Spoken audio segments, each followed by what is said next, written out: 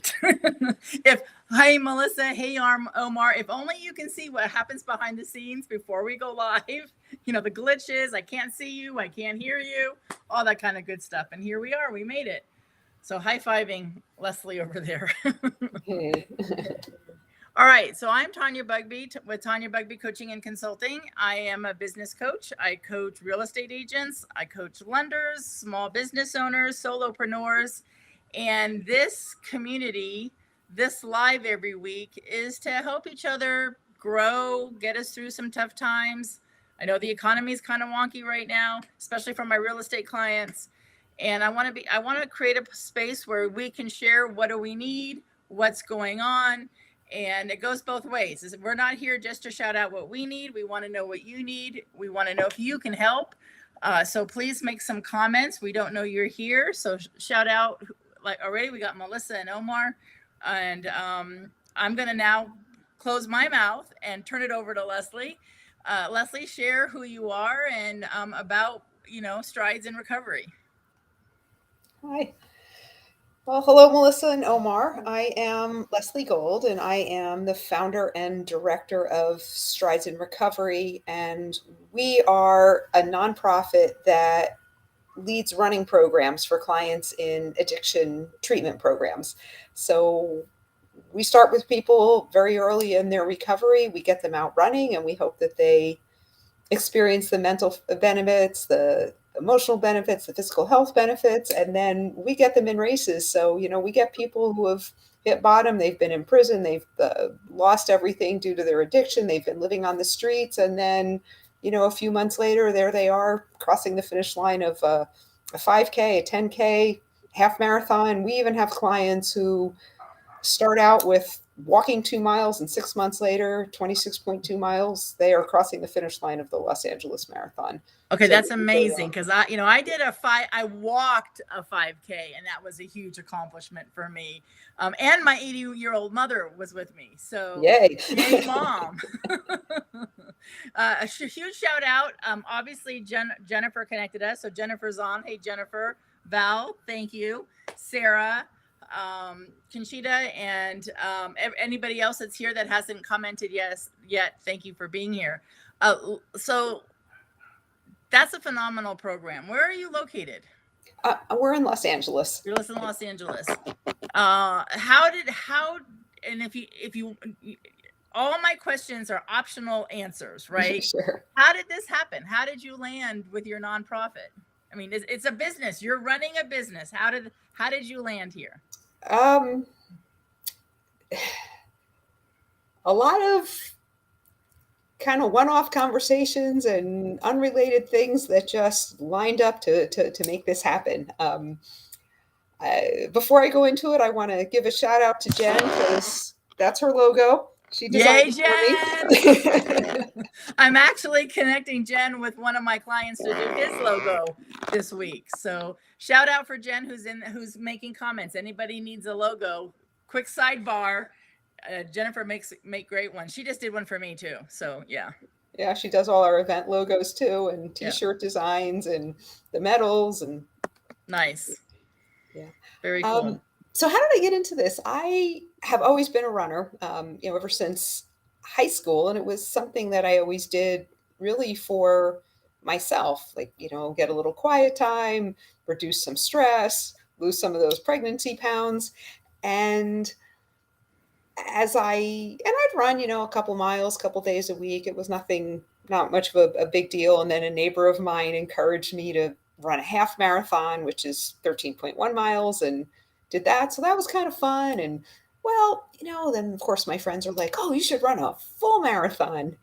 And I figured that the only way I would be motivated to spend the amount of time training that it takes to be able to finish a marathon would be if I joined some kind of a charity team and ran for a cause. So then I thought, well, I don't know what cause is going to inspire me. And at the time I was 51, and I thought, well, that's about the time when everyone seems to get cancer. So, if a friend of mine gets cancer, that's the cancer charity I'm going to run for, which fortunately did not happen. And instead what happened was I was literally flipping through the paper and I saw this ad, and it said, Run to Save a Soul, the only Jewish themed charity team for the Los Angeles Marathon. So I thought, well, hey, I'm Jewish. I'll go run for a Jewish charity. I walked into this place, had no idea what it was, and they sat us all down in a circle. And, I'm looking around at all the other people on the team and, okay, why do you want to be here? And everybody starts to share their stories. And then suddenly I realized, like, oh, I'm in an addiction treatment program. I don't know this is 2012, right? I'm like, Yeah. I don't know anything about addiction. I don't think I know anybody who's battled addiction. Like, what in the world am I going to say when it's my turn?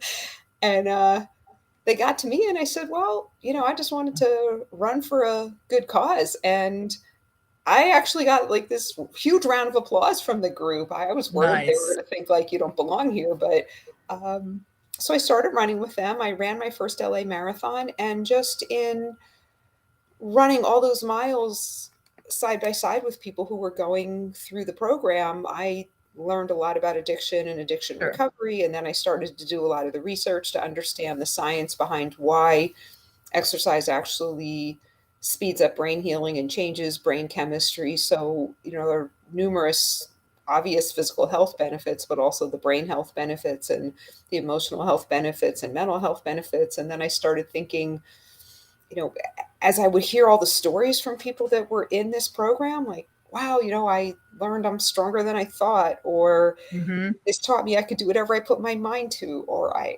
realized I don't have to go through life anymore. I love being part of something bigger than myself. And I started thinking, well, I should do this at more treatment programs. And so I just asked a bunch of friends of mine, like, hey, I have this idea. You think it's any good? And my friends were all like, yes, it's a great idea, and you should do X, like whatever their area of expertise was. Right. Yeah. So I kept this giant list of here are all the things I should be doing. And at some point it became quite obvious that if I'm going to pull this off, I can't like have another full-time job where I'm doing, a lot of travel and everything. So when I got to the point of being able to retire, I was like, all right, now I could do this full time. Let's jump in and do it. And Nice. I really had no clue what I was doing. I knew I was good at coaching, and I knew because of my previous background that I was good from the financial and operational side of it. But things like social media marketing, public relations, fundraising, no clue. I'm still learning. I think that's one of the reasons I love this part of your story, because I call them leapers. Like, it's like I'm gonna leap, and then I'm gonna figure out how my landing's gonna, I'm gonna figure it out on my way down, which I raise my hand. I'm the same way. I quit my corporate job and I'm gonna start my own business, and I leap, and then I figure out I'm not good at marketing. Like, I'm really good at coaching, and I have great testimonials, and what the heck? How do I market? How do I, I need a website. Yeah. It kind of happened as I was, rolling down the hill. So good for you. So what's been your biggest challenge now? Like, because I want people to hear what your challenge is, because maybe we can help. Is it funding? What is it that you need, and share a challenge? I would say our biggest challenge is getting the word out, getting more well known so that we can start to build a community of supporters. Mm-hmm. People who can support us with in-kind donations, or support us financially, or connect us with people. Just as an example, I just emailed Fleet Feet shoe store in Burbank, because one of our teams, we're in 18 locations around the county. So one of our teams is close to that store. And I was like, hey, if you have any extra shoes, do you think we could have a few? Because the women in this program, most of them were either victims of sex trafficking, or just basically, okay, you're aged out of the foster system. Good luck with life. And, Right. And the store manager wrote back, oh, I love what you're doing. I'm 25 years sober. I would love to help, and connected me with someone who picks up all the shoes from Fleet Feet. And this guy donates, I have 100 pairs of shoes sitting in my garage. Wow. We're doing a big event on Sunday that's going to be kind of a 5K, 10K, and just a casual fun run kind of thing. I'm bringing all the shoes and handing them out. And it was just because of that connection. So I need more of those kind of connections. Well, I have some and I'll announce it in a minute. However, we do have a question and I want to say hi. Hey, Trevor just logged in. Sandra just logged in. Jay has a question. Jay oh, here, let me put it up. So I don't know if you can see it, but you should be able to see it now. Is this in conjunction with 12-step programs or an alternative to 12 steps? So our treatment partners are the treatment provider organization. So most of them are 12-step based, but we have programs that don't do 12 steps. So it's really more like we are another activity in the treatment provider schedule. Mm-hmm. Okay, cool. Any other questions? Please keep putting them in. Hey, Teresa, keep putting questions in. I do have a connection. I know Trevor knows this person. I know Sandra knows this person. Melissa, I'm looking through here. Mary, his name is Chris Hennessy. And so when we're done, I will send you his information. Chris Hennessy has a live show. I believe it's also on LinkedIn, Facebook, YouTube, and Instagram. I have not figured out how to get my Instagram to play nice. But Chris Hennessy is, he goes live, I believe it's every other Monday, and it's called End the Stigma. And he interviews people who have been in jail, who have been in recovery, and he has a lot of connections. So I will connect you. I'm sure he'll have you go live. And he is very well connected in that community. He is in Texas, but I'm thinking it doesn't matter where that we're located, right? To be able to help. Oh, absolutely. I mean, we had one of our graduates move back to New Jersey, said running with us was what, got him to continue running. And about 2 months ago, he sent us 2 giant boxes of size 11 shoes. So, people can help from wherever they are. Yeah. Okay, good. So I'm glad to know that. Yeah, like another person in Georgia who, he writes customized training programs for anybody who wants to continue beyond and like, hey, I finished Strides in Recovery and I graduated from my treatment program and now I'm living somewhere else and I want to train for a marathon. Can you give me a customized training plan? And this person is a sober ultra marathoner, so he writes the training plan. So yeah, like any way that people want to help, we love it. Okay, cool. Post to social media. So I think this works. So Trevor, no rolling your eyes at me, because Trevor, he is the man when it comes to live streaming. So I'm learning, but let me see if this is going to work. There it goes. Yay, Tanya. This is one of the glitches we had before we went live. And it has your right website, correct? It's the correct one? Yes. Yes. So there's that. So I'll leave that running for a few minutes. And let me go back to the chat because now we have a regular, just stridesandrecovery.org website as well. Okay, cool. Awesome. So what other questions do you have about running a nonprofit? Because running a nonprofit is running a business. So anybody in the audience, please post any other questions that you might have. So share a win. Thank you, Trevor. Share a win. Yeah. I would say it would be dream big, and ask for what you really want, and don't think that your request is ridiculous. And I'll share the story. We had reached out to a foundation that funds a lot of the addiction treatment programs that are nonprofit programs in Southern California. And the first year, they gave us a grant which allowed us to offer the program for free to 5 different treatment providers. And it's like, okay, the basic version of the program, like 1 session a week and a couple events a year for 5 treatment providers, and then, come back to us at the end of the year. So at the end of the year, I went back and I could have asked for the small version of the grant was, can we just have enough to keep these 5 treatment centers going? Some of them pay for it, they're able to, some of them are not. Most of the programs we're working with the clients are in Medi-Cal. They don't have private insurance. Mm-hmm. The treatment providers, don't have a huge amount of money either. So they, not all of them can pay for it. So that grant removed that barrier. So when I went and I applied for the grant again, I said, well, okay, this is the amount we would like if we're just going to continue doing what we're doing. And then, well, let's ask a little bit more. Well, it really would be nice if we could add a second day to each of those 5 teams. So I said, all right, and here's the bigger amount. And then the third level was, well, actually, we have some other teams that pay for one day, but they can't afford to pay for a second day. So can we have enough money to give them a second day? Oh, and we have another treatment provider that's also a nonprofit that would like to enter their clients in more races, but they don't have the budget for that. So could you fund that too? So I Yeah. thought, well, I'm kind of asking. They gave me all of it. Like I almost fell over. Oh, Like yeah, they called me the yeah. very next day after they reviewed it and like, yep, you got everything you asked for. So Wow. yeah, Congratulations on that. So, you.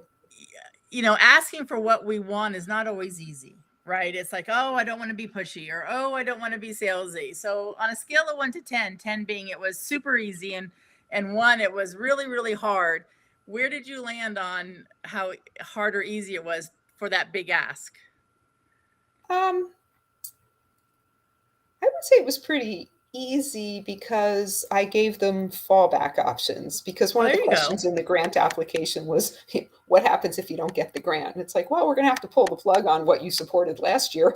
So I Yeah. figured I absolutely was going to get the smallest amount. So I thought, what's the worst thing that's going to happen? They say no. So Yeah. There you nothing to go. lose. All right. Well, I'm hoping my clients hear this. Like, what's the worst that can happen? They can say no, right? Yeah, yeah. Yeah. Good for you. Awesome. Well, what else would you like to share? I mean, we're almost at our time. What else is important for us to know about strides in recovery? Um, well, let me ask the question. I mean, I could blab about it all day. So Yeah. let me ask, what are some things that people would like to learn? I can talk about how we've grown the organization or how we staff it or how we're funding or how we do events. So what can I do to be helpful to the people here that are on here? Okay. So Sarah says if you don't ask, the answer is always no. And yes, Sarah, that's correct. Well, I want to know how, okay, so funding would be a help, right? So how do we help? Do we just write you a check? I mean, how does that work? Quite Um, frankly, I have not done a lot of help with nonprofits. So I'm thinking, okay, Tanya, it's time. so I would say there are a couple different ways people could help. One, obviously make a donation. Like if there's somebody that who's been impacted by addiction and you want to do something to pay it forward or help someone else, that's one way. The second is any kind of in-kind donations. Like we're always looking for, let's say, sponsors for, hey, we're having a big race. Like who wants to donate the bananas at the end of the race or Awesome. print up the Yeah. signs for free, that kind of stuff, like giving what their business does. I also would love introductions, like if people know people that, oh yeah, my friend is in charge of marketing for this hugely successful nonprofit or something, or in charge of fundraising or community engagement. Um, that would be hugely helpful, like someone who has the expertise and experience that I don't, that can offer guidance like that. Those would be the three things. So the financial, the in-kind donations, and connect me with people who believe in what we do and want to lend their expertise. Okay. So the connection part's easy for me. That's one of my superpowers. So I will connect you with Chris Hennessy. I don't know if Melissa is still on, but Melissa is a colleague of mine. She's a phenomenal coach. I know she's really well connected out there. She also does an audio show on Saturday mornings. So if she's still not on, Melissa, I'm going to be talking to you about this. And another question I have, I'm looking to see if there's any before I just jump in with my question, and I don't see one, is if I'm not running a marathon. So is there yet, so I'm not going to have a self-limiting belief, but at this moment in time, that's not going to happen. But so they're like walking a 5K option, or if there are people that I do coach or friends, I mean, my daughter runs marathons and half marathons, and she lives in Oceanside, California. If she wants to run, does that help by her paying for the race? How does that work? Yeah, I mean, so first of all, most of our clients don't do half marathons or full marathons because most of the clients are in a treatment program that's 3 to 4 months long, because almost everyone that we're working with is a residential treatment. Most people are doing 5Ks, which is 3.1 miles, and some will do 6.2. We only have one team that trains for the LA Marathon. Everything else is shorter. So Okay.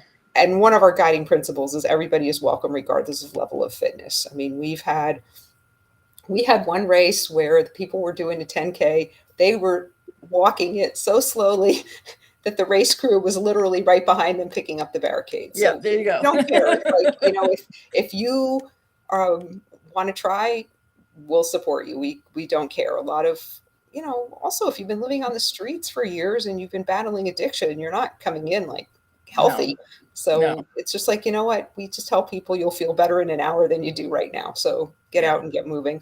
I love that sentence. You'll feel better now, in an hour than you do right now. That's a step. Yeah. So I mean, we put the events on the website. So we will take our teams to races. Like our big race is in September, September 24th, up in Palos Verdes. So if somebody is in that area, they just show up, and then sometimes like that's a race we're hosting, but there are also lots of events all over the county that we go to.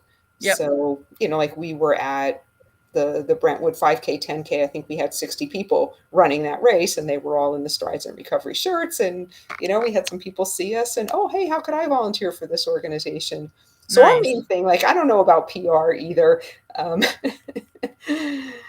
So Sarah has a question. Are all the events hosted in LA? Yeah. Okay. Yeah, we're focused on building a really strong community in the Los Angeles area. Okay, so I know Jennifer's, in the San Diego area. Most of the time I live in San Diego. Right now I'm in Oregon at my daughter's house, and she just had a baby a few years ago. So this little 2-year-old is, it's like a magnet. I seem to be coming up here often. However, I'm in the San Diego area. Jennifer is, right? Sarah is. I actually coach a phenomenal client who is in your area in LA. My guess is she's going to want to help in some way, even if it's with bananas or water bottles. So I'm signing Jerry up, and she doesn't even know I'm signing her up yet. So I'm thinking of two things. So Sarah, one of the things I'm thinking of is, maybe a BNI sponsored walk or run, right, as a group, because that's how I know Sarah is through, and Jennifer is through BNI. However, I also have some clients on the call. So there's Teresa and there's Jay, and I'm thinking that maybe not this. There's no way I'll organize it by September. Plus, I'm having a retreat in Colorado. But I'm thinking next year, maybe I get some of my clients all together. I know Jay is in Wisconsin and Teresa's in Arizona, but we can all get together and have fun, right? So you could do like a virtual run and say, hey, we're all fun. Doing this run together. I could send people shirts. We're all going to do it to raise money for Strides and Recovery. And, people ask their friends like, hey, I'm going to walk, whatever for a 5K. Will you donate $20? And I mean, it's really easy. Like we can actually set up a campaign that you can put on the BNI website. Like this is something that we're doing to support a cause, because the estimates are that addiction impacts 1 in 3 families, because it's not just the person with the addiction, it's everybody else that surrounds them. So probably for a lot of people it's personal, and a lot of people feel like there's nothing I could have done to help this person, but maybe I could do something to pay it forward and help somebody else. So like if you guys wanted to do it as a big team building event, I'm on it. I'll figure it out. We'll support you. Yeah, Jay, you're in charge. No, and I want to, and I don't mind sharing. So when you say 1 in 3 people have, some sort of addiction in their family or with them, themselves. My dad was a heroin addict in jail, then became an alcoholic, and then he recovered and was a phenomenal grandfather. Can't say, the dad part was really good, being in jail, but it really did affect me growing up, having him being addicted to drugs, and then in jail, and then alcohol, and I believe everybody deserves a second chance or a third chance or a fourth chance. And so, yes, it hits very close to home for me.